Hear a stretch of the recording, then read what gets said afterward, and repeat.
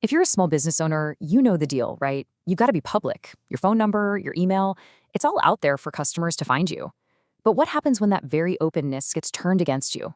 That's what we're digging into today. What happens when online harassment sets its sights on a small business and the real hidden costs that come with it? Wow, that quote, it comes directly from a business owner who actually went through this. And it just hits you, doesn't it? It perfectly captures that sudden stomach drop feeling of being targeted out of the blue. This isn't just an annoying phone call. It's so much more. It's that moment when your world just feels a little less safe. So think about it. Your business line, it's your lifeline, right? It's how you connect with clients. But for a harasser, it's a doorway. We're going to look at exactly how that public info can get twisted into a tool for intimidation, how something that represents your professional life can be turned into a weapon against your personal peace.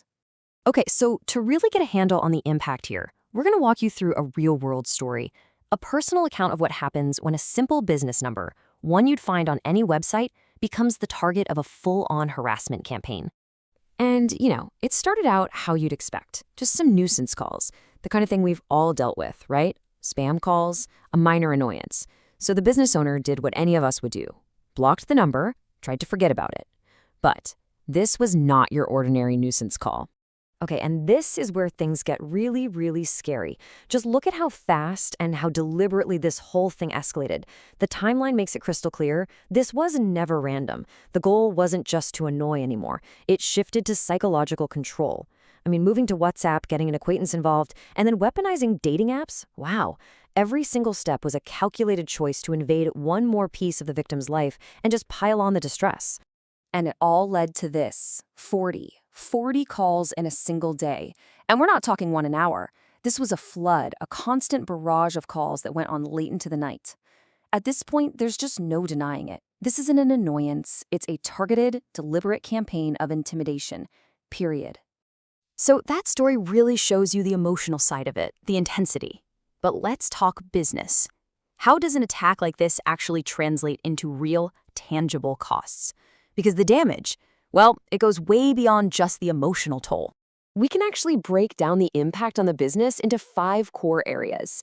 And every single one of these directly hurts a company's ability to even function. It's not just about feeling stressed out, it's about losing actual work hours, losing your professional confidence, and just having your day-to-day operations thrown into chaos.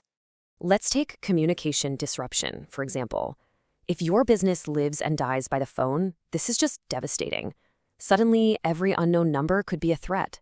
You hesitate to pick up. How can you answer calls from potential clients with any confidence? It literally builds a wall between you and the very people you're trying to do business with. And here's the bottom line, really.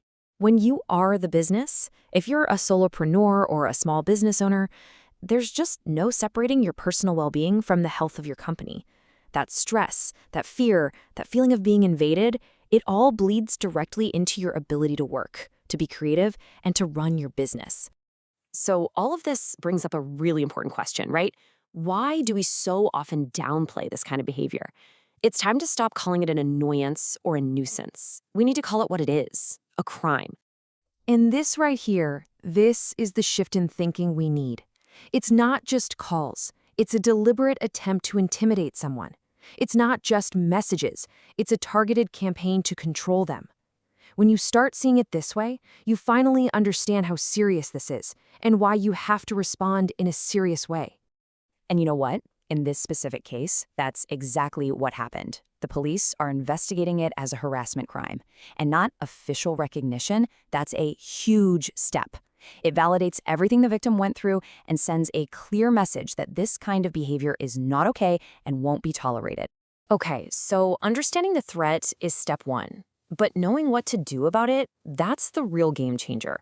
So if this ever happens to you or to someone you know, there's actually a clear playbook you can follow to take action and start getting some of that control back.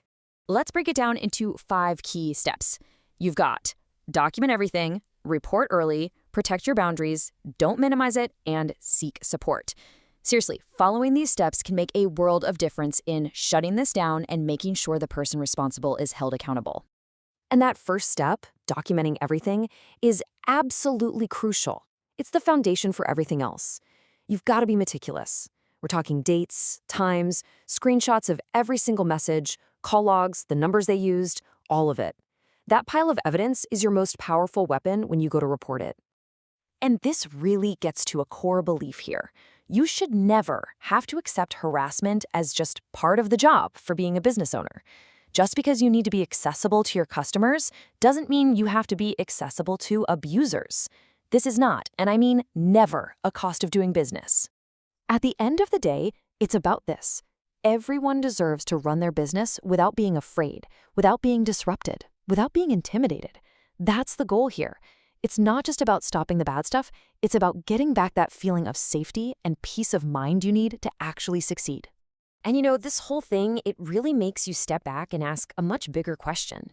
In a world where we all rely on being so public online to make a living, are the systems we're using, are they really built to protect the little guy, the small business owner? It's a tough question, and definitely something to think about long after you're done watching.